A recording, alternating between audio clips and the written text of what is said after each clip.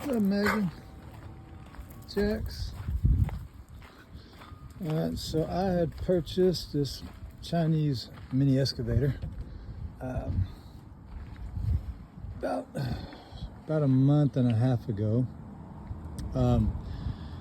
I had got it from a used car dealer here in Texas for $6,800, which I thought was a really good deal. There are different brands on the market. This one was actually labeled QH12 AGT Industrial, which I don't think that's even a company. There's no warranty, there's no title to it. I just strictly paid cash, bill of sale, and that's all I got.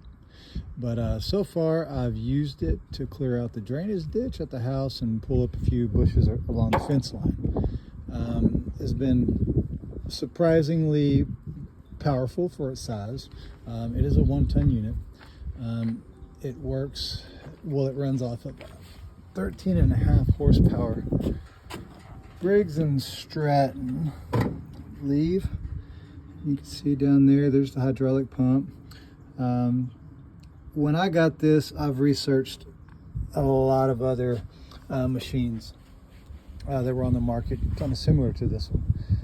And I've seen a lot of people doing upgrades to them, changing out, hydraulic pumps, upgrading them to a bigger one. I don't know too much about the hydraulic system right now, but the only thing that I did to it as far as myself is I added some fans, coolant fans here. What these are is 12-volt fans, and I put one on each side. They're reversible, so if positive, negative, if you switch it, the fan will suck or blow, either way. So I put one on each side there. They seem to keep it really cool. I would assume. I haven't had a really hot day yet. So the next thing I did was put a new timer on it. The timer that was on it had like 41 hours, and the bucket had not a scratch on it. I mean, this thing is brand new. It still had little knobby little tits on the tires, and I was like, there's no way this thing has 41 hours on it. So apparently, if you leave the key on without the motor running, the timer will run. It'll just sit there and run till you turn the key off. So I took that timer out and put on a new timer. Also, I changed the oil. That was very easy to do, but I'll get to that in a minute. So put on a new timer, and I did that when I changed the oil, so that way about next 10 hours I'll change it again. So that when I did change it, it's very easy. You can get up under here and see there's a bolt, that one right there that's sticking out. You just loosen that one, and the oil drains out pretty easily. Just put a pan underneath it and it drains out easy. Put the pin back in. Up underneath the mat here, you can get easier access to those oil fillers. There's one in front and there's one in the back, right back over there. Again, overall, I'm pretty happy with it. Another thing I did is I cut a new rubber mat. I just went to Home Depot, bought some rubber mat, took the shape of the one that came with the tractor and just went over it, just as extra security there, whatever. And another thing is you'll find the tractor comes with these little needle grease points here. I have a needle to grease those, but it's very dangerous. That thing scares me. So I took those off, and where it did have them, I replaced them with the nipples. Just went down to the local auto parts store and took them off and put them on right there. And there was about probably 8 of them that I installed. There was a few spots like these here that already have them installed. What else? It has an extra for jackhammer, or I guess a thumb, a hydraulic thumb. It has extra attachments here. It comes with hose protectors. I've seen a lot of them that didn't have that. I'm glad this one did, because one day I smacked a rock right down here, if you can see it. Got wedged in between the tractor and the hose here. Kind of gave it a good little pinch, but I'm glad it didn't bust it. But overall, it did pretty good for the little jobs that I've had done with it. I'm an electrical contractor, so you know, this will do just fine for the small jobs that I care to get myself into. You know, I'm not going to try to go out and dig 100 yards 3 foot deep anywhere. You know, I'd obviously rent a bigger tractor for that, but for just the small jobs, this thing should do just fine. Maintenance is very easy on it, and if you're very mechanically inclined, you could work on the you know, the engine pretty much yourself. And obviously hydraulic hoses, you can remove them and get them repaired at a hydraulic hose shop. What else? Let's see, I've researched so much on this thing before I bought it, because I was thinking, you know, Chinese kind of scared me. But you know, when I seen the motor in here, which I knew I could work on that if I had to.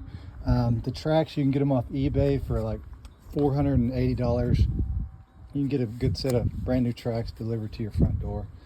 I have a smaller bucket coming, because the wider bucket, I think this is like a 15 or 16 inch. I can't remember. Don't get me wrong on that measurement. But I got a 10-inch bucket coming. That kind of suits the size for this thing. I think that'd probably make it dig a little easier. Not that I've, again, trying to do anything massive with it, but anyway, moving on.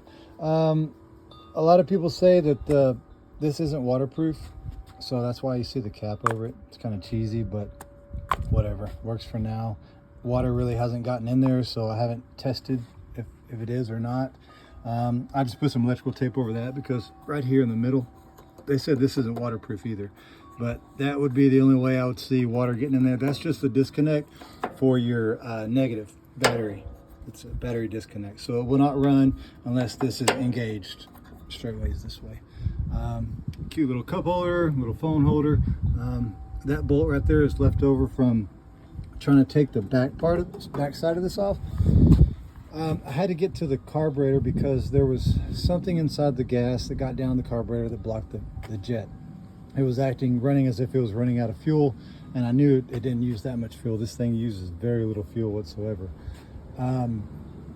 So anyway, I had to take this off, and there's about 8 bolts that hold it on. Most of them aren't hard to get to, except for that one way down in there. That's where that other bolt goes. But you know, when I start it up, it doesn't rattle or anything like that with that one bolt missing, so I'm not going to worry too much about it. I did do a little bit of a bed liner paint job on the bottom part of it. Took the Q off of it and just made it H12. Thought it was cool. There's the hydraulic gauge, hydraulic fluid. That's a good idea to keep an eye on that every time you use it, before and after, just to make sure you don't have any leaks or anything like that. So I guess what else? Most of the parts, again, it is Chinese, but don't be scared. You can find these drive motors right here on eBay, Amazon. You know, they're probably a couple $100 a piece. I haven't needed one yet, but again, this thing probably, if I were to guess, it shows 1 hour and 10 minutes on it right now. But again, that's after I put that new timer on there. It probably has maybe 10 hours on it from just people starting it up and looking at it. Again, it hasn't been used whatsoever. Let me see, I brought the keys out. I was going to go ahead and get it started for you guys just to show you. It operates pretty easily just on idle, and the idle's pretty quiet. I move my fancy waterproof cup there. So just going to give it a little bit of gas here. This is the throttle. Choke it just a hair.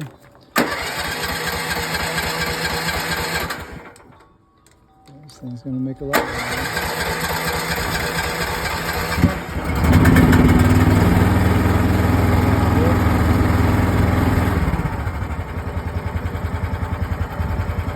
See, you got to find a little sweet spot right there for the throttle.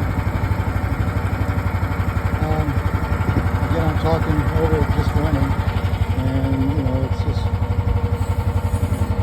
pretty basic machine.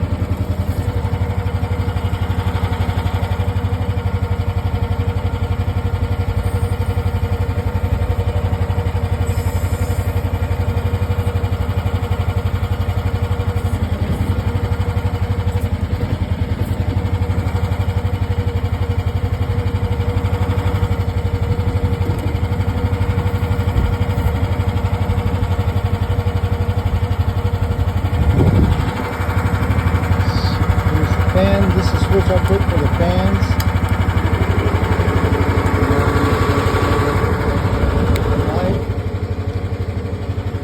It's got a pretty bright light at night. It only has one.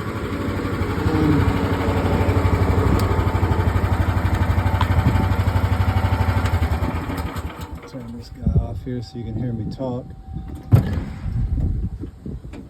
So when I put those fans in, I did notice that back here it had extra wires, you know, 12 volt and ground.